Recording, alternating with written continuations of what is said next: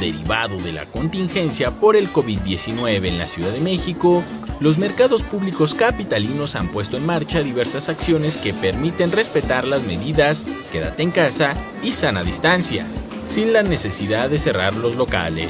Es el caso del Mercado Martínez de la Torre, ubicado en la colonia Guerrero. Alejandro Palacios cuenta con un local de dulces y tuvo la iniciativa de congregar a diversos locatarios y echar mano de la tecnología para llevar a domicilio el mandado de los clientes.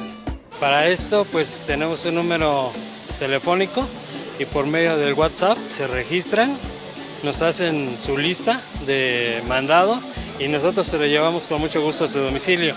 Principalmente estamos abarcando 10 kilómetros a la redonda de nuestro mercado. El proceso es muy sencillo. Platicamos con el cliente cuál es la necesidad que tiene y le pedimos que mande su lista de mandado en un horario de 8 de la mañana a 9:30.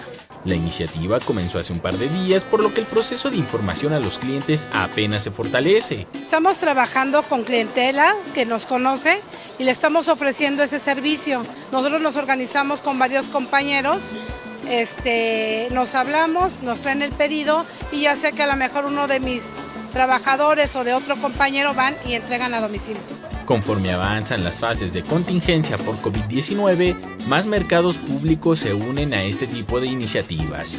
Los primeros en hacerlo fueron los de la Alcaldía Tlalpan, Mercado Plaza Mexicana del Sur, Mercado Comidas Huipulco, el Mercado José María Morelos y Pavón, Villacuapa, El Mirador, Fuentes Brotantes, Miguel Hidalgo, José González Varela, el Mercado Hueso Periférico y Mercado Tlalcoligia, además de la Central de Abasto de la Ciudad de México.